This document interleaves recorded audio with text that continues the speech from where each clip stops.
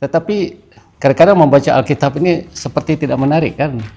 Ya, kadang-kadang baca satu pasal ataupun satu bahagian sudah tidak sanggup ataupun boring dan sebagainya. Ya, bagaimana untuk baca Alkitab? Atau ada yang katakan bosan baca Alkitab.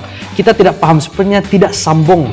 Kalau komik dia ada sambung, menarik dia. So, siapa yang sebenarnya yang mungkin dapat memulakan penyampaian atau kesedaran tentang konsep memahami Alkitab dengan betul?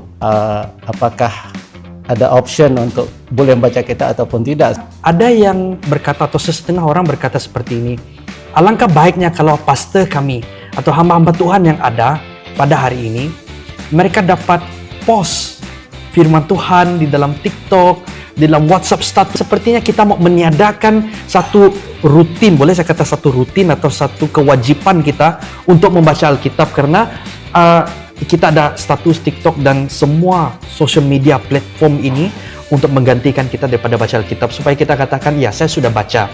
Karena ada ayat firman Tuhan yang di copy, paste, masuk dalam status.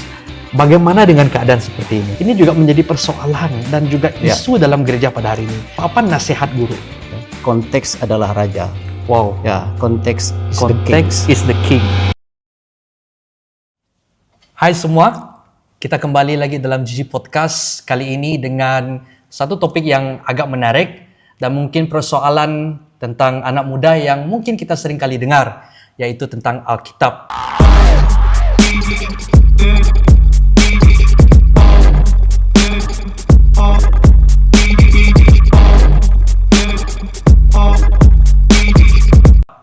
Dan kami berpikir siapa lagi yang lebih baik, lebih layak untuk menyampaikan tentang perkara ini kalau bukan seorang hamba Tuhan, pemimpin gereja, atau seorang pensyarah dari sekolah Alkitab. Dan kita bersyukur kerana jauh dari Samarahan, kita dapat datang ke Penang untuk berjumpa dengan seorang hamba Tuhan, seorang yang saya kenal, sudah mengajar saya begitu lama, tidak lain tidak bukan Pastor Sumping. Yep. Halo Pastor Sumping. Hai, halo Lukas. So, kali ini adalah episod yang agak berbeza kerana kita bagi dia sebagai episod bonus. Dan kami rasakan, kenapa tidak kita menanyakan persoalan-persoalan yang mungkin kita rasa tidak penting, tetapi bagi anak muda itu sangat-sangat penting. So, sebelum kita masuk lebih dalam lagi tentang topik Alkitab, mungkin kita mau kenal siapa dulu Pastor Sumping ini. Guru, saya panggil dia guru sebenarnya. Mungkin yang mana lagi? Biasa saja, panggil nama pun boleh. Okey. Pastor Sumping, Guru Sumping, guru lah guru. Boleh juga. Mungkin boleh cerita sedikit bagaimana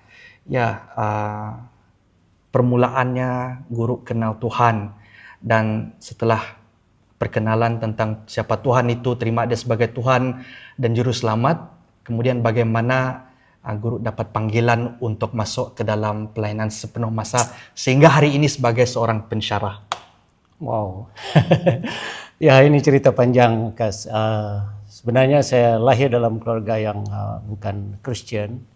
Ya, jadi ayah saya adalah seorang memang pagan yang percaya dengan kepercayaan asal orang Iban lah ya. Dan tapi setelah itu ada satu agama yang datang diajarkan dengan bapak saya, itu salah satu agama itu agama Bungan. Dan bapak saya pun dia terima Bungan. Jadi saya ini dari agama asal kepada agama Bungan, dan pada tahun 1984 bapak saya terima Yesus sebagai Tuhan dan Juru Selamat. Dan pada masa itu secara otomatis kami sebagai anak itu didaftarkan sebagai orang Kristen. Ya, jadi saya menjadi Kristen itu, kami adik-beradik itu menjadi Kristen karena didaftarkan oleh orang tua. Jadi ketika kita balik dari sekolah, ayah memberitahu, sekarang kita sudah menjadi orang Kristen. Wow. Ya, jadi sebagai anak ya kita terima saja. Jadi ketika kita balik ke sekolah lagi, kita dibekalkan dengan Alkitab, disuruh pergi ke gereja, ikut ibadah di gereja. Dan itu berlangsung dalam kurang lebih 5 tahun sebagai orang Kristen. Tapi saya tidak merasakan ada perubahan apa-apa. Ya, karena memang setelah saya lahir baru, saya memahami bahwa ketika kami menjadi Kristen itu kami didaftarkan sebagai orang Kristen tapi belum terima Yesus sebagai Tuhan dan Juru Selamat dalam kehidupan.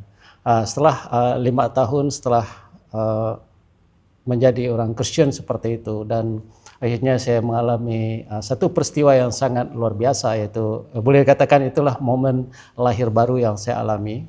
Ya, jadi itu kira tahun 1989 ya.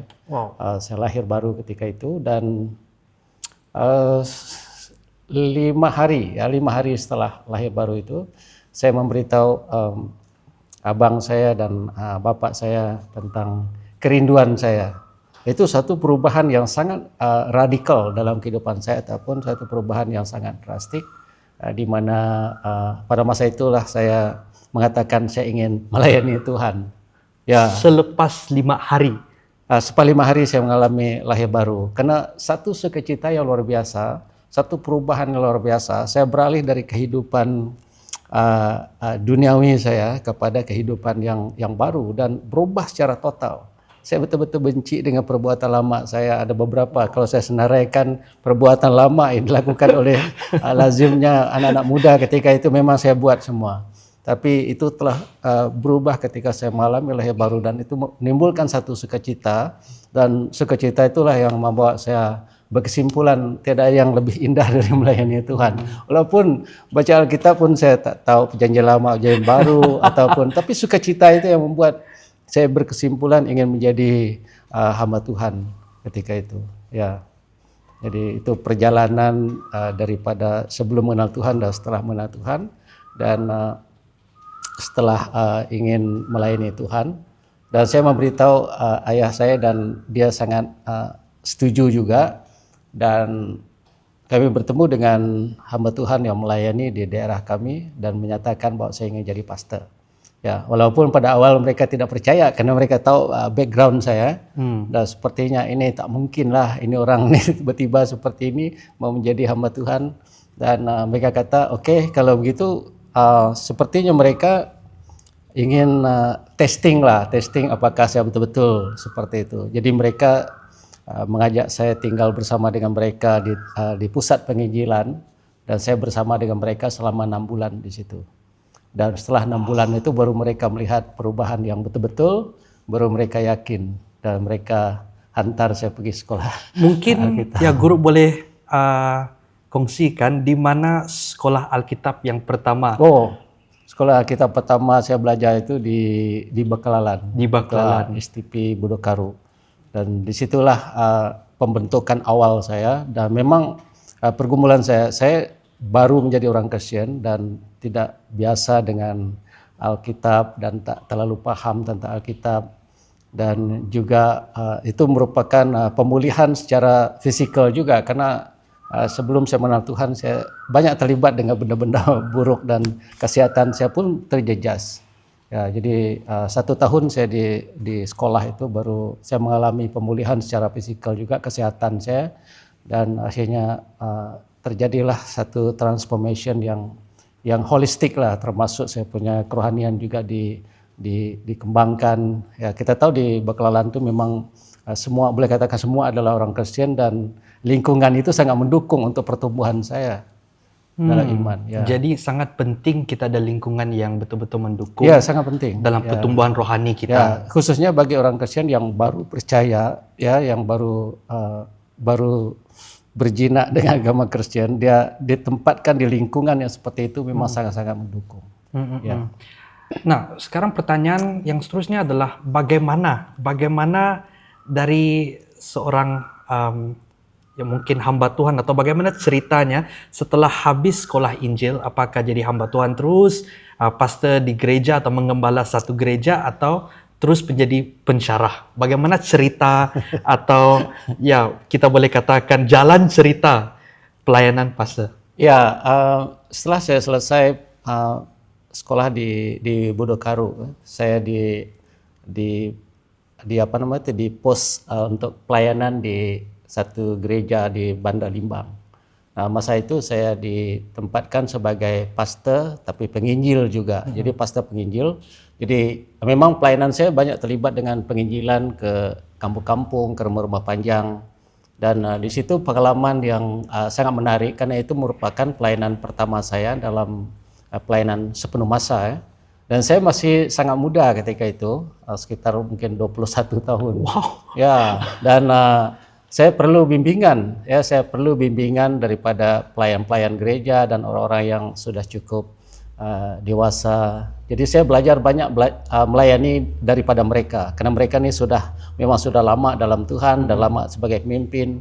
Ada juga senior pastor yang tempat saya belajar. Jadi saya belajar dengan mereka. Memang pengalaman awal itu memang tidak mudah, ya. Untuk membawa orang menjadi Kristen ketika itu sepertinya mudah ya. Membawa mereka menjadi Kristen sepertinya mudah, tetapi ketika saya ingin mendewasakan iman mereka, saya tidak ada kemampuan. Ya, saya tidak ada kemampuan dan akhirnya saya ambil keputusan saya harus melengkapi diri. Masa itulah saya ambil keputusan untuk pergi belajar sekolah teologi di Indonesia. Jadi saya belajar di sana selama 6 tahun dan balik daripada Indonesia setelah 6 tahun itu saya terus dilantik sebagai seorang pensyarah di sekolah Alkitab di Lawas. Ya, jadi itulah permulaan saya terlibat dalam dunia mengajar dan dari situ sampai hari ini.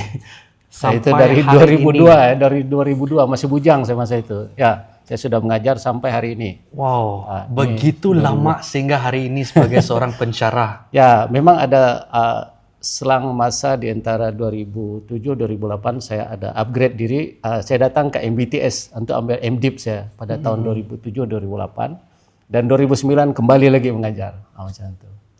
Ya. Saya tertanya sebab keadaan hari ini bila kami buat satu kaji selidik yang tidak secara intentional, hanya memberi pertanyaan yang mungkin anak muda ingin tanyakan, yang mungkin mereka tidak berani tanya kepada pastor mereka, pemimpin mereka, dan bila kami buat satu kajian selidik atau menanyakan soalan ini tanpa memberitahu nama, kami mendapati bahwa salah satu soalan yang mereka beri adalah bagaimana baca Alkitab. Which is very basic sebenarnya guru. Sebenarnya bagi kita mungkin dasar dan mungkin bagi banyak orang ini adalah perkara yang sepele, perkara yang ini benda kecil saja, benda ABC.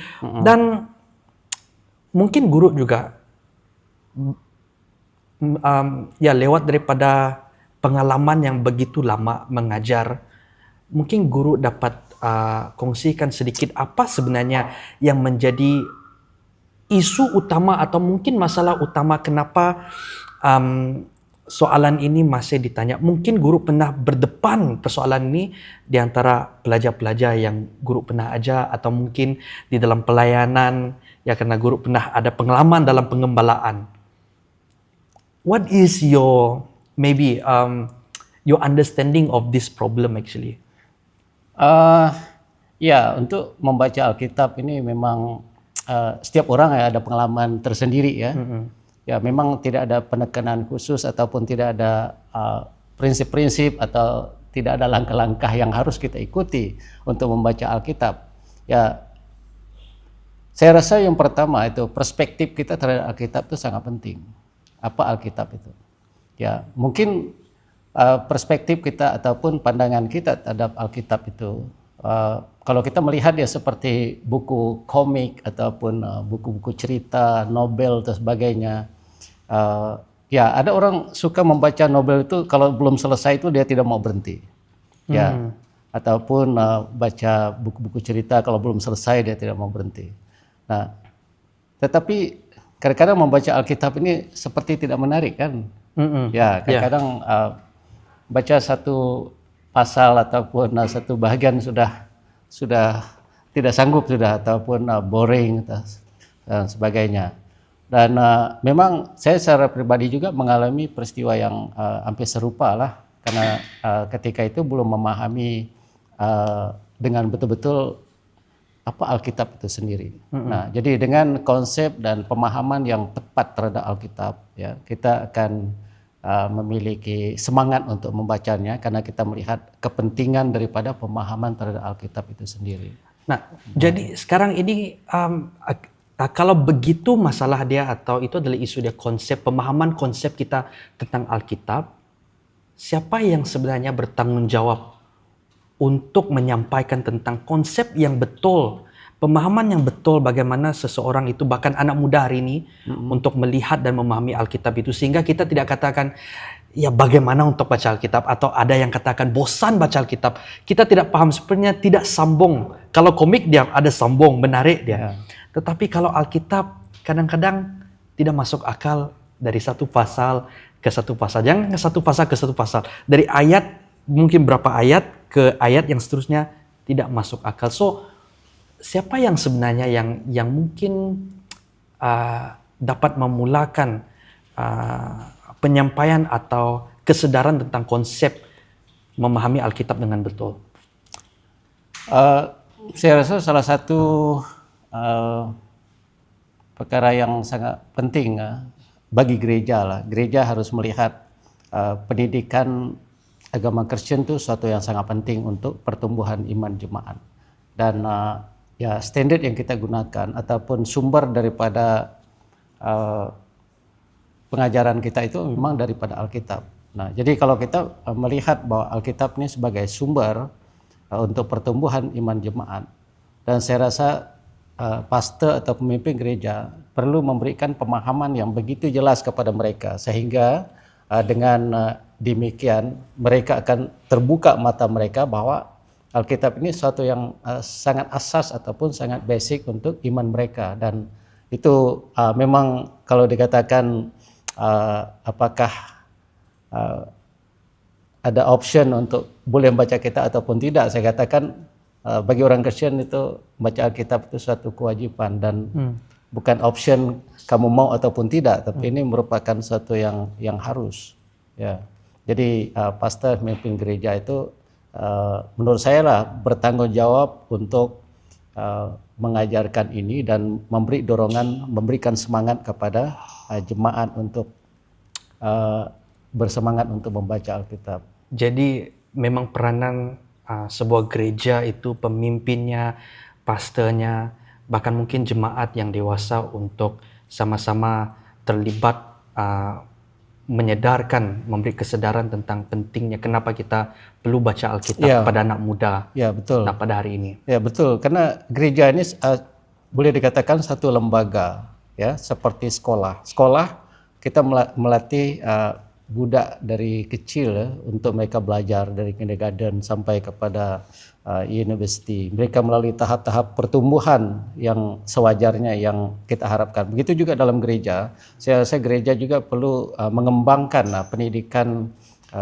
agama Kristen ini di dalam gereja untuk mendewasakan jemaat. Karena kita tahu bahwa orang yang masuk gereja tidak semua yang sudah dewasa ataupun sudah matang dalam iman mereka.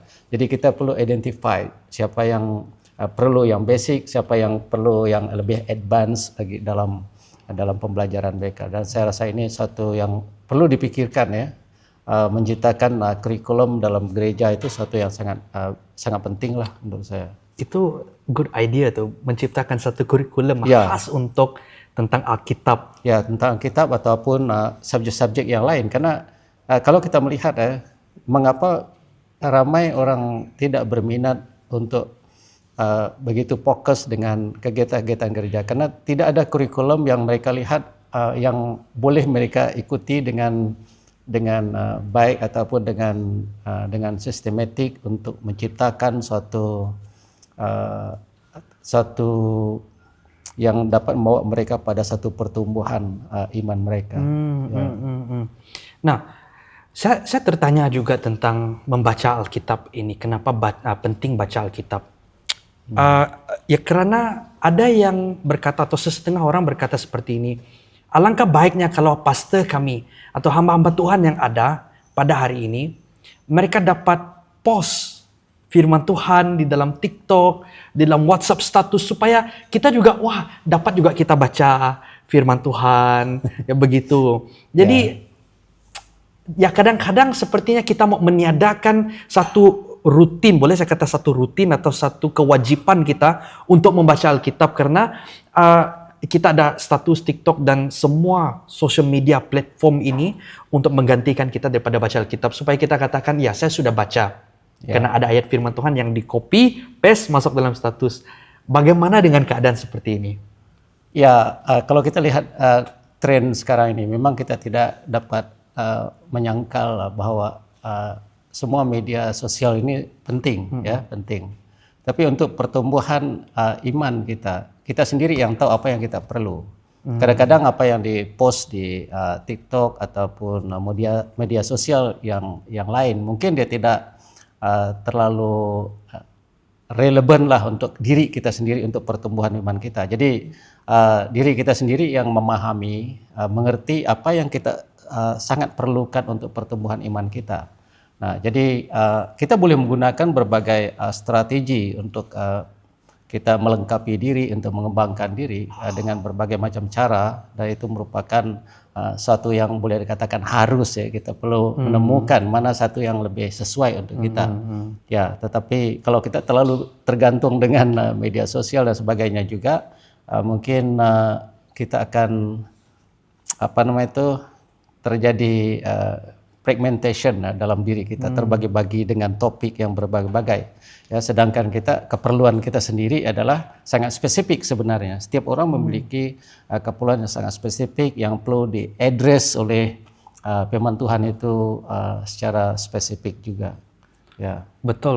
Saya juga berpikir bersetuju dengan pendapat guru, karena setiap orang ada keperluan sendiri. Ya. Setiap orang itu ada keperluan spesifik yang mungkin tidak sama seperti apa yang lain hadapi pada hari itu. Betul. Jadi betul juga, karena bila kita pikirkan kita hanya mengharapkan hamba Tuhan, pemimpin gereja atau siapa-siapa yang kita harapkan untuk post seperti ini, sepertinya kita ini penting, ini kita ambil, ya kalau yang salah juga kita ambil juga, begitu. Ya, menurut saya kita itu boleh memperkaya kita lah dari apa yang kita dapatkan dari media sosial dan semuanya itu. Dia boleh memperkaya kita untuk memberikan perspektif dengan berbagai perkara yang dan juga boleh melengkapi kita secara teologi. Itu sebenarnya sangat penting. Tapi apabila bicara tentang diri kita secara pribadi, kita tahu mana satu yang lebih tepat ataupun lebih relevance dengan kehidupan kita dalam Tuhan lah. Ya. Saya ada satu pertanyaan di sini yang kami dapati dari kajian selidik kami juga. Dikatakan Alkitab ditulis ribuan tahun lalu. Oke. Apakah masih relevan pada hari ini? Karena mungkin dari segi budaya berbeza. Bukan hanya budaya berbeza, susunan kata juga kadang-kadang kita tidak paham. Kecuali kita baca berkali-kali untuk memahami satu ayat firman Tuhan atau seluruh perikop yang kita baca pada hari itu. Ya. Jadi mereka katakan, ya ini ditulis ribuan tahun lalu, jadi apakah ini masih relevan? Mungkin ada yang kata, is this still updated? Ya, of course not updated lah, but ya up to date. Wow, up to date. Mengapa begini? Kalau dari segi fisikal dia, firman Tuhan itu memang ditulis oleh yang asli lah. Yang asli itu memang ribuan tahun yang lalu. Tetapi translation dia kan berkembang. Translation dia itu memiliki jangka masa yang berbeza lah dari satu translation ke satu translation. Nah, pertanyaan apakah dia masih relevan karena dia merupakan buku kuno kata orang itu dan mungkin tidak relevan lagi. Ya, memang peristiwa di zaman Alkitab itu ditulis memang sangat berbeza dengan konteks kita, apalagi ini kebanyakan adalah peristiwa di Timur Tengah sana, ya, di Middle East, dan kita ini Asia Tenggara yang memang banyak perbedaan dari budaya dia juga berbeza. Budaya ya, dan tradisi yang mereka amalkan juga. Ya, tetapi prinsip-prinsip daripada firman Tuhan itu memang sangat relevan dari dulu sekarang sampai selama-lamanya. Saya ingin katakan prinsip-prinsip aja. Contoh lah macam orang selalu katakan the Ten Commandment sudah tidak berlaku lagi ataupun sangat susah untuk diikuti dan sebagainya, sehingga orang kata oh ini tidak relevan. Tapi kalau kita lihat konsep daripada Ten Commandment, contohlah katakan beberapa, contoh hormatilah orang tua, jangan mencuri, jangan membunuh, apalagi jangan mengucapkan saksi dusta, jangan mengingini barang orang lain. Oke, kita lepaskan saja dari pemikiran kita sebagai orang Kristen. Kita lihat kepada dunia. Setiap negara, setiap negara ataupun setiap tempat, mereka ada peraturan-peraturan yang konsisten dengan idea itu. Sehingga kalau kamu membunuh, kamu akan dihukum. Kalau kamu mencuri, kamu akan dihukum. Kalau kamu mengucapkan saksi dusta, kamu dihukum. Kalau kamu mengingini harta benda orang lain dan mencuri, itu kamu akan dihukum. Artinya tak perlu kita pikirkan relevance dia dengan kehidupan orang Kristen. Orang bukan Kristen pun mengikuti itu. Jadi artinya kalau kita lihat juga kepada arahan untuk mengasihi Tuhan ataupun menghormati Tuhan, itu hampir semua agama juga mengajarkan itu. Jadi artinya bahwa message dia ataupun konsep dia itu memang sentiasa relevan. Itulah sebabnya Yesus mengatakan bahwa firman Tuhan itu tetap tidak berubah dari dulu, sekarang, dan sampai selama-lama. Tapi dari segi konteks, memang konteks dia akan berbeda-beda dan membuat penerapan dia berbeza-beza.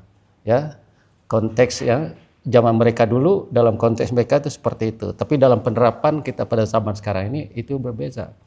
Contohlah kalau bicara tentang konteks, kalau mereka bersalam-salaman masa zaman dahulu itu, mereka berpeluk-peluk, cium pipi kiri, pipi kanan. Cium kudus. Cium kudus, ada Paulus tulis dalam Romans, dia cakap tentang cium kudus. Nah, tapi itu kan berbicara tentang hal yang relatif, ya. Itu bukan hal yang absolut. Jadi ini perkara-perkara yang relatif. Perkara yang relatif ini dia boleh berubah dari zaman ke zaman dalam konteks penerapan dia, ya. Nah, bagi kita sekarang, kita tidak perlu cium kudus untuk bersalaman satu dengan yang lain, tapi kita menggunakan jabat tangan.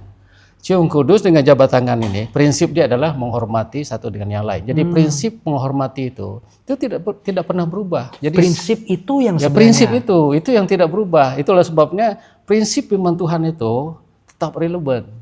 Nah, contoh pada zaman dulu, perempuan kalau pergi ibadah itu harus bertudung. Itu dalam konteks Yahudi. Ya.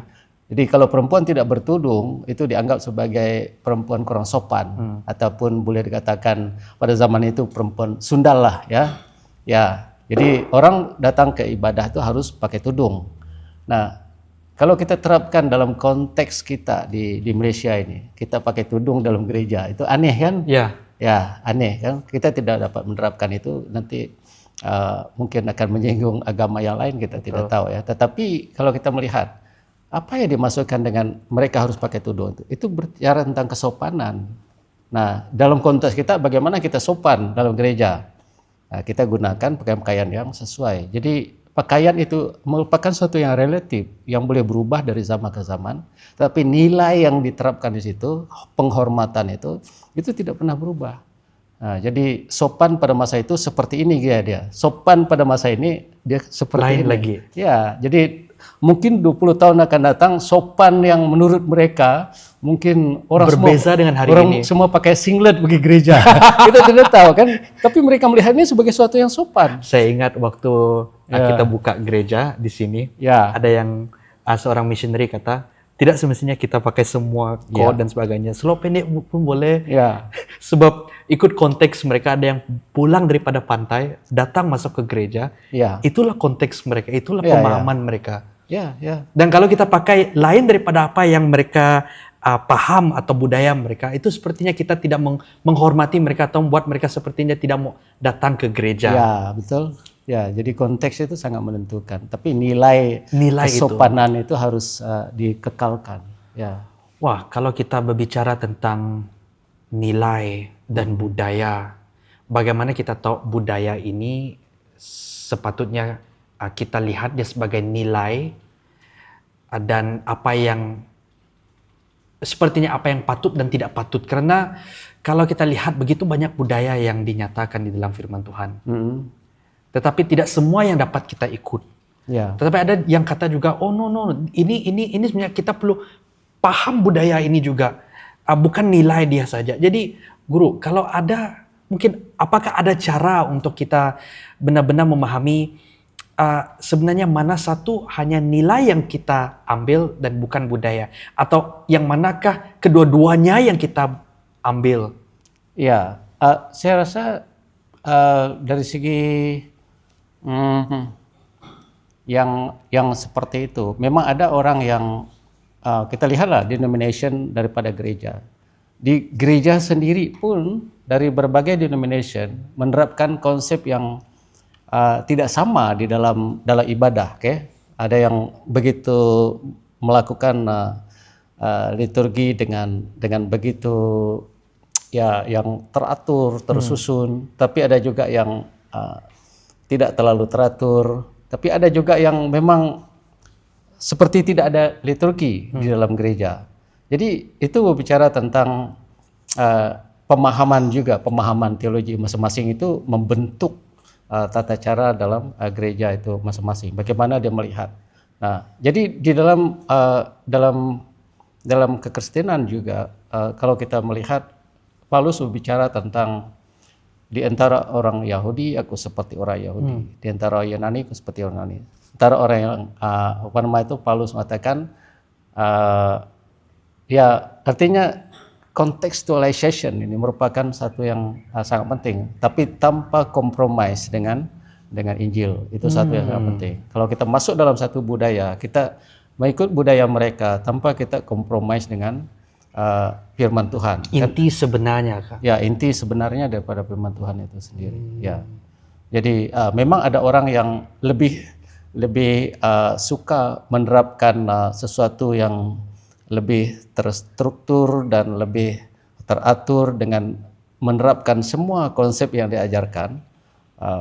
Tapi ada juga orang yang mengatakan, ya kita sudah dibebaskan, kita boleh bebas menurut perjanjian baru. Ya, kalau kita lihat dalam perjanjian lama, kita perhatikan ada 3 law yang sangat ditekankan. Ada satu moral law, satu ritual law, dan satu adalah civil law. Jadi ini kalau kita lihat ini semua datang daripada Tuhan.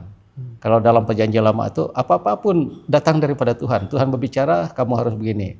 Dalam hal ritual ataupun dalam keagamaan, ceremonial law, mereka harus melakukan begini-begini, itu semua arahan daripada Tuhan. Begitu juga dalam kehidupan moral, ya kamu harus begini-begini, itu moral law, itu pun daripada Tuhan. Dan juga civil law, bagaimana mereka kalau ada orang bersalah dihukum begini-begini, itu semua berkaitan dengan itu. Itu semua datang pada Tuhan. Karena dalam perjanjian lama mereka dipimpin oleh sistem yang disebut sebagai teokrasi, itu pimpinan daripada Tuhan sendiri.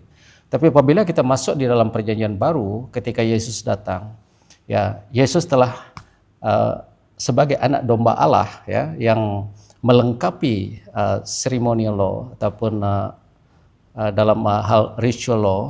Jadi sehingga peraturan-peraturan Taurat, kita memerlukan imam, nabi, dan harus menyembelih binatang dan sebagainya, persembahan-persembahan itu tidak berlaku lagi karena sudah dipenuhi dalam diri Yesus. Jadi kita tidak perlu membawa cara-cara yang seperti dalam perjanjian lama lagi dalam hal itu. Tetapi moral law itu tetap berlaku. Ya, jangan membunuh, jangan mencuri dan sebagainya, kan itu diterapkan dalam perjanjian lama, dan dalam perjanjian baru juga itu masih tetap berlaku. Jadi kita jangan membawa semua praktik-praktik dalam perjanjian lama itu diterapkan secara literal dalam konteks kita perjanjian baru dalam hal ritual law, karena Yesus telah menggenapi semuanya. Wow, ya. Sangat profound, Guru. Sepertinya kembali balik ke sekolah. Kita dengar, ya memang ingat juga tentang ceremonial law, moral law, civil law itu. Wow, seperti balik kelas dia lagi ini. Ya, mungkin kita cukup atau ya sudah untuk bahagian tentang konteks budaya dan juga prinsip mungkin kita pergi masuk ke bahagian yang lebih praktikal. Karena ada juga yang bertanya soal Alkitab ini. Berkatanya macam mana kita nak elak salah tafsir. Karena ada orang selalu cakap jangan baca Alkitab di luar konteks. Tapi macam mana nak tahu kalau kita tengah salah tafsir atau di dalam konteks? Sebab kita tidak tahu apakah kita dalam konteks, di luar konteks. Karena mereka tidak pergi sekolah Injil, mereka tidak pergi sekolah Alkitab.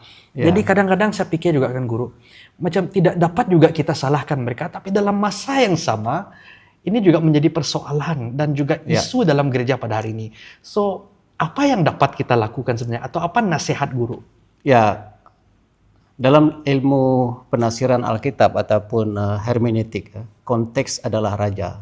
Wow. Ya, konteks is the king. Ya, is the king. Kamu tak boleh abaikan kings itu. Kenapa? Begini, ketika sebuah kitab ditulis, dia ditulis kepada sekelompok orang, orang-orang tertentu. Artinya ada penulis, ada penerima, ada audience, ada pendengar dia. Nah, message yang disampaikan kepada pendengar itu adalah message yang disampaikan dalam konteks mereka. Nah, ketika kamu mengambil ayat daripada konteks mereka dan tafsirkan tanpa memandang konteks dia, kamu kemungkinan akan sangat subjektif ataupun sangat banyak speculation di dalamnya. Ya, karena kamu menafsirkan dia keluar daripada konteks. Ya, contohnya dalam Filipi pasal 4 ayat 13 ya, yang berbunyi segala perkara dapat kutanggung dalam Dia yang memberikan kekuatan padaku. Nah, saya seringkali melihat orang menggunakan ayat ini kadang-kadang ditulis di dinding gereja ataupun di rumah, ya, dan juga pemahaman orang tentang ayat ini dia berbicara seperti segala sesuatu dapat ditanggung di dalam Tuhan. Bahkan saya ingat seorang petinju yang sangat terkenal, Evander Holyfield, dia menulis di seluar dia Filipi 4 ayat 13 waktu dia bertinju, dan memang kebetulan juga dia menang ya. Dan ayat ini sangat relevan lah untuk dia. Nah, tapi sebenarnya kalau kita kembali kepada konteks, kita bicara tentang konteks. Konteks daripada ayat itu sebenarnya kalau kita baca ayat sebelum itu, Paulus sedang berbicara tentang keadaan keperluan dia. Ya, dia telah menerima bantuan daripada jemaat, tapi dia mengatakan saya dalam segala hal baik kekurangan maupun kelimpahan, dia sudah biasa dengan perkara itu. Nah, oleh sebab itu segala perkara dapat kutanggung dalam Dia yang memberikan kekuatan padaku, dalam konteks keperluan-keperluan jasmani, bukan dalam segala sesuatu. Nah, sehingga konteks itu sangat penting. Nah, kalau kita tidak menafsirkan ayat di dalam konteksnya, itulah sebabnya orang seringkali menafsirkan ayat-ayat tertentu untuk diri mereka sendiri, dan itu sudah pasti diambil di luar konteks, dan makna dia sudah tidak seperti apa yang diharapkan di dalam konteks itu sendiri. Ya.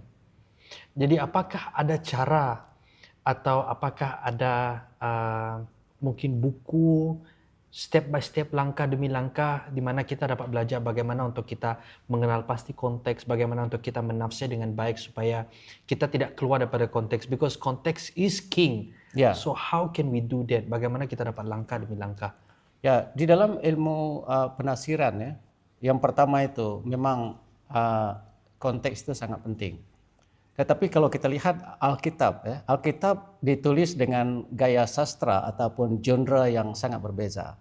Ada genre naratif ataupun penceritaan, maksudnya dalam bentuk sejarah, cerita-cerita itu ada. Yang kedua, kalau kita lihat ada yang ditulis dalam bentuk puisi, kalau macam Mazmur, Amsal, dan kitab-kitab seperti Kidung Agung juga boleh dikategorikan di situ, dan itu merupakan gaya penulisan dia. Genre dia adalah dalam bentuk puisi. Ada juga ditulis dalam bentuk nubuat. Ya, kalau kita lihat dalam surat kitab nabi-nabi banyak berbicara tentang nubuatan-nubuatan. Dan ada juga yang ditulis di dalam bentuk surat. Dalam Perjanjian Baru ada beberapa surat Paulus dan sebagainya. Tapi ada juga yang disebut sebagai genre apokaliptik, seperti Wahyu, ataupun sebagian daripada kitab Daniel pasal 7 hingga pasal yang ke-12 itu merupakan bagian daripada apokaliptik atau satu penglihatan, satu penampakan yang dinyatakan kepada orang-orang tertentu. Nah, sudah tentu untuk menafsirkan setiap genre ini memiliki langkah-langkah dan prinsip-prinsip yang berbeza. Tidak boleh untuk menafsirkan surat kita guna untuk menafsirkan sepurata semua. Kitab puisi itu memang tidak dapat, memang tidak relevan. Karena kitab puisi itu banyak sekali menggunakan simbol ataupun metafor yang digunakan di dalam itu. Dan kalau kita lihat dalam Mazmur, kebanyakan itu ungkapan perasaan, emosi, ya, dan keadaan-keadaan yang berkaitan dengan hati, kebanyakan, ya. Jadi kalau kita menerapkan simbol-simbol ataupun metafor yang digunakan di dalam itu seperti kita menafsirkan surat, maka tafsiran akan cenderung kepada tafsiran yang bersifat literal, dan itu tidak sesuai untuk tafsiran Mazmur. Jadi oleh sebab itu kita perlu melihat genre daripada itu, baru kita boleh menetapkan langkah-langkah apa yang perlu kita gunakan. Ya, jadi memang pada prinsipnya yang pertama itu adalah kita harus memperhatikan konteks dia dulu. Yang kedua kita perhatikan apa genre dia, apa gaya sastra yang digunakan di situ. Yang ketiga itu kita melihat struktur daripada teks itu sendiri. Dan setelah itu kita mempelajari kata-kata dia ataupun word study. Nah, dalam word study ini ada kata-kata yang begitu penting yang digunakan di dalam ayat itu yang perlu kita kaji. Ya, karena kita menggunakan kebanyakan itu translation kan, Alkitab yang kita gunakan itu translation. Nah, dalam word study kita kena kembali kepada bahasa asli dia. Ya, kalau contoh dalam Perjanjian Lama gunakan bahasa Ibrani, Hebrew, dan dalam Perjanjian Baru itu menggunakan Greek. Jadi kita perlu gali di situ, baru kita menemukan dalam bahasa asli dia ini artinya. Karena dalam tafsiran setiap penafsiran itu berbeza-beza dia punya gaya penafsiran, ya. Jadi ada terjemahan. Kita harus paham juga Alkitab ini diterjemahkan dengan berbagai macam cara. Ada satu yang literal, seperti King James Version, ya. Dia direct daripada bahasa asli. Betul. Dan dia seperti kata per kata, word for word. Jadi itulah sebabnya orang melihat King James ini sangat susah untuk dipahami. Betul. Ya. Dan ada juga yang lebih kepada interpretation yang lebih moderate lah cara dia, tetapi tetap masih dekat kepada bahasa asli. Tapi ada satu yang disebut sebagai translation yang di-paraphrase, sudah di-paraphrase untuk memudahkan orang untuk mengerti dia dengan lebih mudah. Seperti apa paraphrase itu? Yang apa dimaksudkan dengan paraphrase? Paraphrase itu contohnya dia ayat daripada ada King James, contohlah salah satu ayat daripada King James itu yang sangat literal ini, dan kalau pembaca yang bukan theologian dia tak paham. Jadi untuk orang awam memahami itu, dia berusaha untuk paraphrase dengan bahasa yang mudah dipahami. Ya, itulah sebabnya kalau kita lihat Alkitab ini berbagai macam, dalam Inggris sendiri sudah banyak jenis, ya. Betul, banyak versi. Dan kalau kita lihat New Living Translation itu lebih kepada seperti gaya bahasa sehari-hari. Macam Indonesia kan ada terjemahan baru, ada terjemahan Alkitab terjemahan sehari-hari. Kamu lihat cara mereka paraphrase dia. Jadi memang kalau kita baca dia lebih kena rasa dia, ya, karena kita bahasa yang digunakan bahasa sehari-hari. Ya, jadi itulah sebabnya kita perlu tahu tentang jenis-jenis translation dan juga genre daripada Alkitab itu, dan kita menerapkan langkah-langkah penafsiran yang tepat kepada setiap genre penafsiran itu sendiri. Ya. Jadi memang kalau ingin belajar itu memang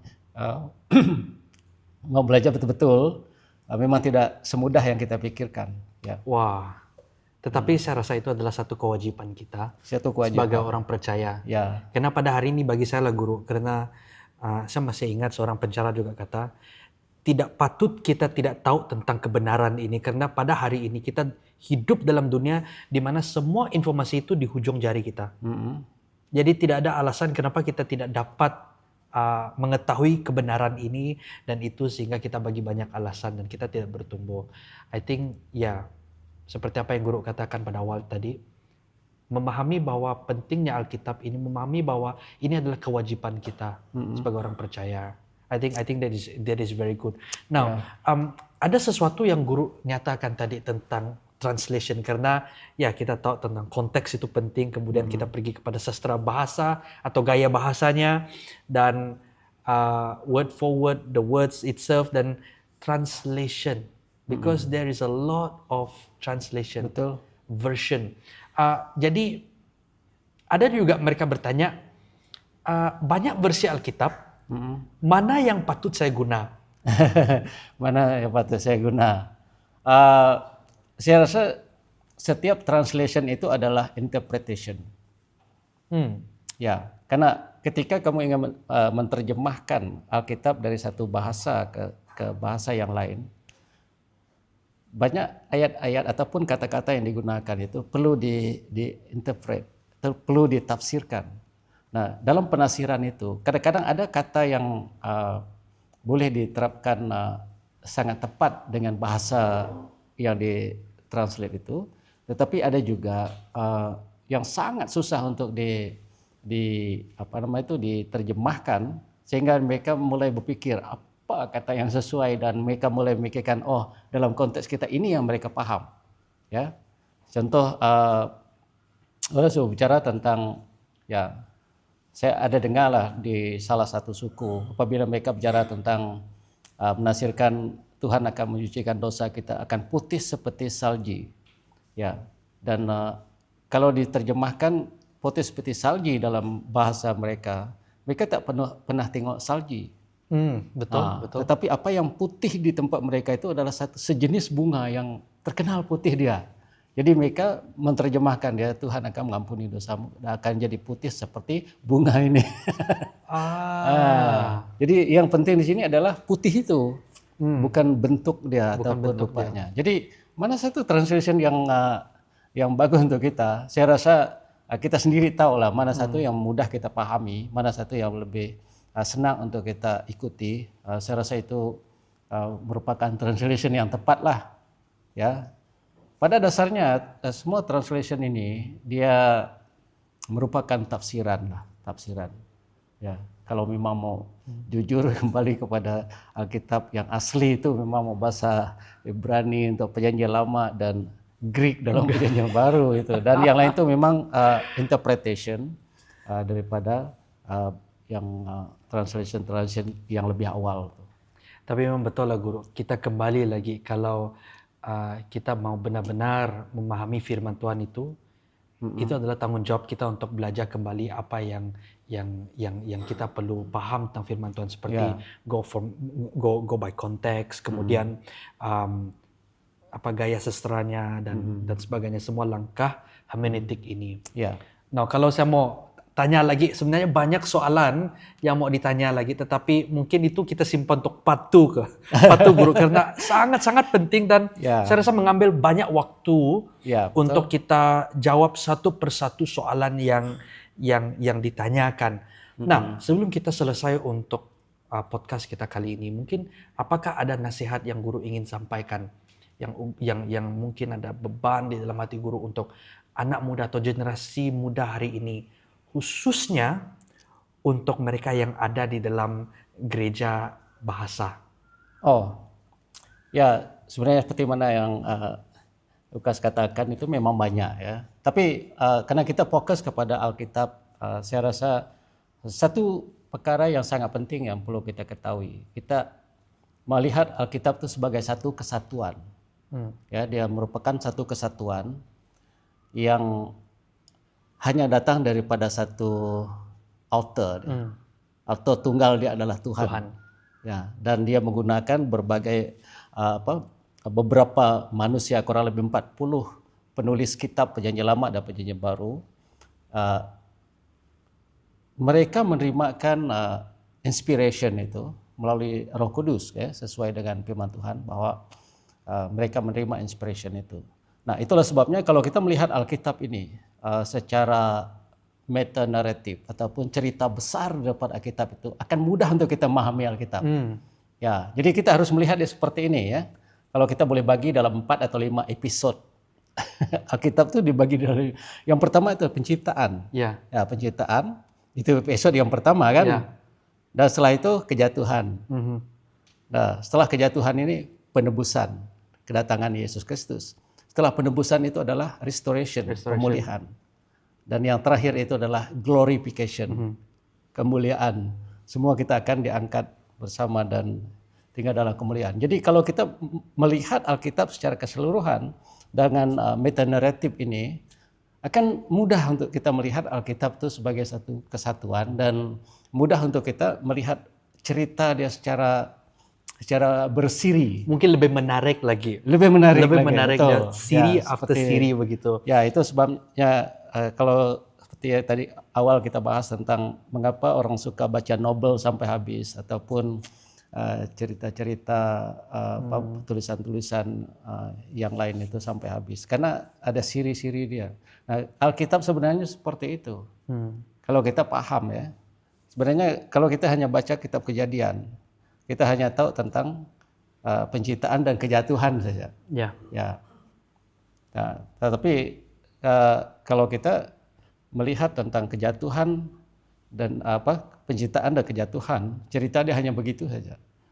Tapi tidak ada penyelesaian. Nah, kita mau tahu bagaimana kejatuhan itu ataupun dosa itu yang terjadi kepada seluruh umat manusia itu diselesaikan. Kita ingin tahu bagaimana solution dia. Jadi kita belajar tentang penebusan, yaitu Yesus Kristus. Dan setelah ditebus sebagai orang percaya, setelah saya diselamatkan, apakah saya harus berdiam diri? Tidak. Proses selanjutnya itu adalah restoration, di mana manusia yang telah jatuh ini telah rusak secara total, kan kita tahu itu memang rusak secara total, perlu pemulihan. Nah, itulah proses yang kita alami sekarang ini. Setelah kita menjadi orang percaya, kita berusaha berjuang untuk melawan daging kita ataupun keinginan kita, sehingga suatu hari nanti kita akan menjadi serupa dengan Kristus. Nah, jadi Kristus itu merupakan role model, dia adalah fokus kita dalam perjalanan iman kita. Ya, jangan meletakkan pada manusia, kamu akan kecewa. Betul. Ya. Tapi letak kepada Yesus, manusia yang sempurna. Betul. Jadi kita berusaha meninggalkan satu persatu kelemahan kita, sehingga akhirnya kita mencapai kesempurnaan menyerupai Kristus dari segi perkataan kita, perbuatan kita, dan tingkah laku kita. Bagaimana Yesus? Kalau kita perhatikan ya, saya perhatikan berbagai tokoh agama di dalam dunia, berbagai macam tokoh agama yang diangkat, disembah oleh agama-agama, dan saya bandingkan mereka, dan saya perhatikan memang Yesus Kristus. Saya cari kesalahan Yesus, saya cari satu kesalahan dia, baik dari segi pengajaran dia, gaya hidup dia, baik dari segi ajaran dia, kematian dia, kebangkitan dia. Dan saya lihat memang Yesus adalah seorang tokoh yang sempurna. Dan saya lihat diri saya sendiri, saya orang berdosa, saya sangat lemah, saya banyak kelemahan. Jadi itulah sebabnya saya sangat memerlukan Yesus. Karena saya sendiri tidak boleh diandalkan, saya tidak boleh percaya pada diri saya sendiri. Betul. Nah, hanya satu pribadi yang saya boleh percaya adalah Yesus. Dan itulah sebabnya saya bersungguh-sungguh meletakkan iman saya kepada dia. Karena dia memang sempurna. Baik di dunia maupun di akhirat, kata orang itu. Memang dialah yang paling sempurna dan yang paling sesuai untuk kita meletakkan iman kita. Dan dialah menjadi role model yang sempurna dalam perjalanan iman kita. Dan nasihat saya kepada anak-anak muda, memang letakkanlah Yesus sebagai contoh dalam kehidupan kita. Saya ingat satu gerakan yang menamakan diri WWJD. What would Jesus do? What will Jesus do? Ya. Wow. Contohnya, kalau Yesus, kalau kita berjalan dan kita melihat ada orang yang begaduh lah, contoh lah di situ, orang begaduh. Dan kita langsung pikir, what would Jesus do? Kalau Yesus ada di situ, apa yang akan dia buat? Jadi kita bayangkan, pasti Yesus akan mendamaikan mereka. Jadi apa tanggung jawab saya? Saya harus berusaha untuk mendamaikan mereka ini. Ya, kita ingin meneladani Yesus kan dalam aspek itu.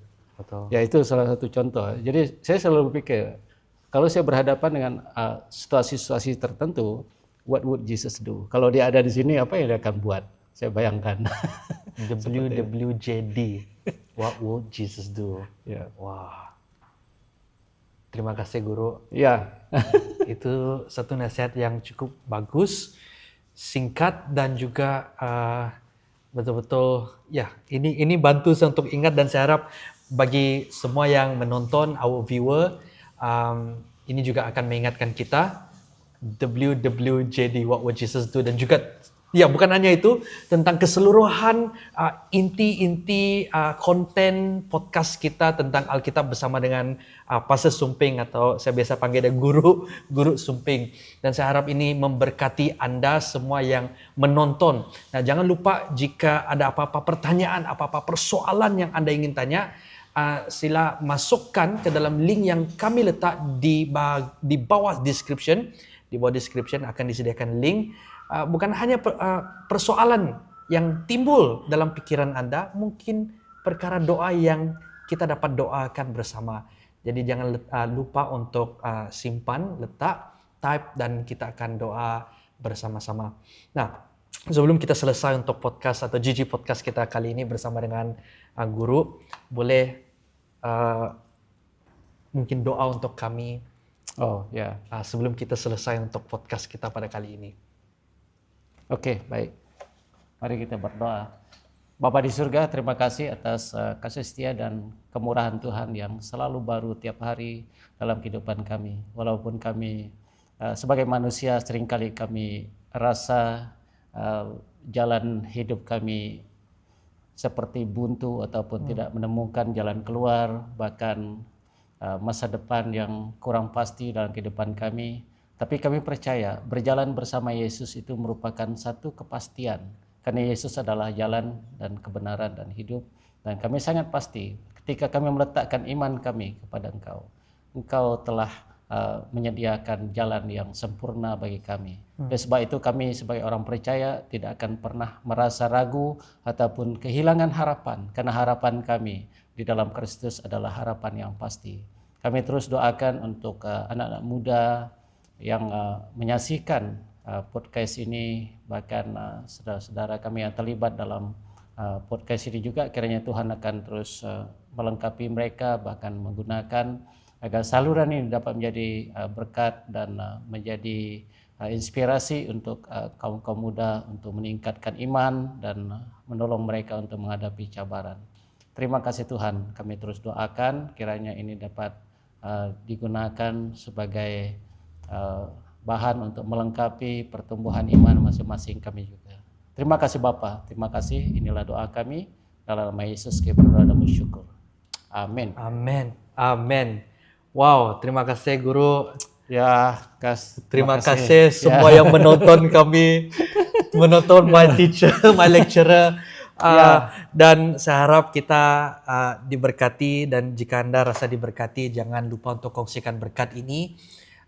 Share video ini kepada sesiapa lewat daripada link yang ada, boleh copy, mungkin share kepada mereka yang kita rasakan memerlukan konten-konten seperti ini.